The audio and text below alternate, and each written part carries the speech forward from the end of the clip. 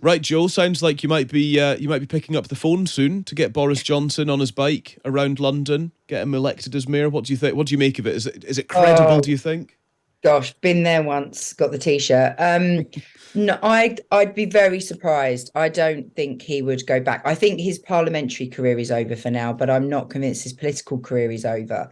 But I'm not sure that being London mayor is necessarily high on the agenda. I think there are other roles, there are other issues that he's very passionate about. And I think the sort of I'd probably look more to the world stage and, using his writing, using his speeches to influence the agenda. And obviously, there are rumours rife this morning that he is the new columnist for a tabloid newspaper, the new columnist that they're Mm. unveiling. So, there is money to be made. There's lots being talked about the fact that he's bought a new house and needs to pay for it, especially given mortgage rates are on the increase so much. It's definitely, I think there is a new career beckoning, but I don't think it's necessarily going to be in London. Yes, there's a fascinating silhouette on the front of the Daily Mail starting tomorrow. New columnist. I wonder if that's going to be Boris Johnson, as you mentioned, Joe. Out of interest, just on the kind of what next politically, political career wise, does he have any political appeal?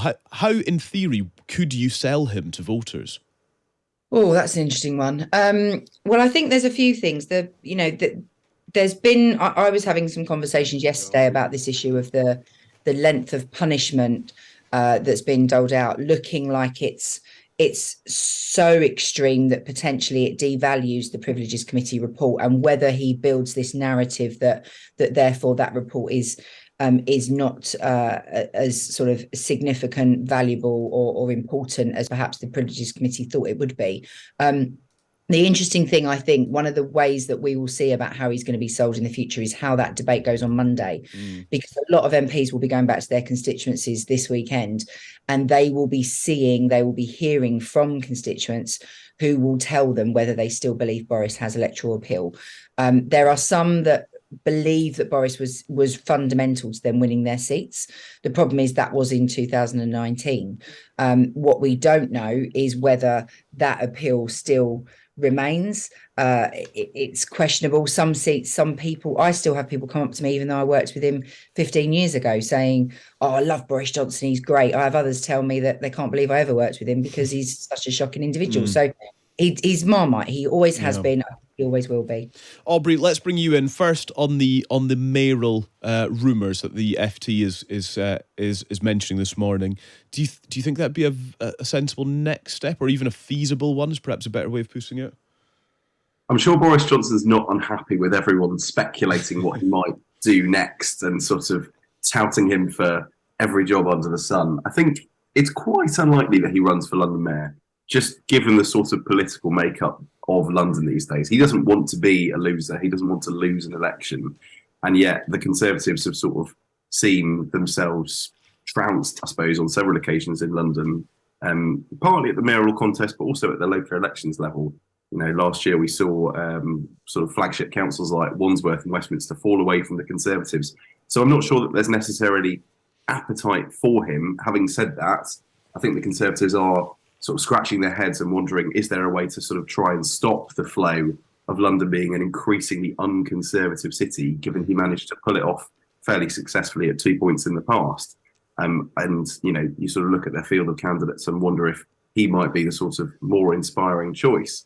But I don't think it's something that he wants to sort of get down with and do. I think he's got plenty more going on, as Joe was saying, on the international stage, and continuing to sort of rake in all the money that he has been by doing speeches, attending events, a lot of international travel. I don't think he wants to be tied down to a job in the UK. Yeah, that would be boring, wouldn't it? It'd be boring for him. It's interesting. We've been kind of looking ahead to the vote that comes on Monday now, and how that will play out, given that there are, only 7 Conservative MPs, I think, so far saying they'll vote against accepting the report, i.e. pro-Boris Johnson. I note that Anthony Brown, who is the Conservative MP for South Cambridgeshire, has tweeted this morning, "I will vote in support of the Privilege Committee's recommendations on the former PM on Monday. This Conservative majority committee has done a serious investigation. We need to stand up in support of our democratic institutions and in support of high standards in public life." And Aubrey, that actually very neatly sums up the conversation we've been having this morning. Those are the issues that are at stake when it comes to how this vote will go on Monday, and crucially, how Conservative MPs will either show up and vote or not?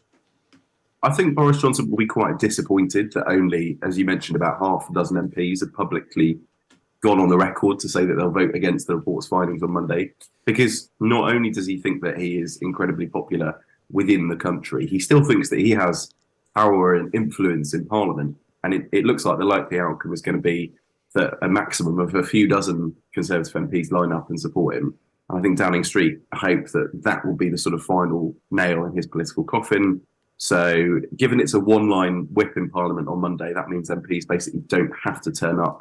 There won't be any sort of crucial government business that they absolutely have to get over the line. And there's 6 hours of debate. I think we might see quite a lot of abstentions, as well as people voicing their support for the Privileges Committee, because so far we've heard a lot from people who have criticised it, and there will be people sort of keen to stand by their colleagues on the committee and make sure that the process is respected. Thank you so much for watching. You get extra points for making it all the way to the end of the video. And if you want to see more from me, Chloe and Callum, you can join us every Friday to Sunday on Times Radio from 6 a.m.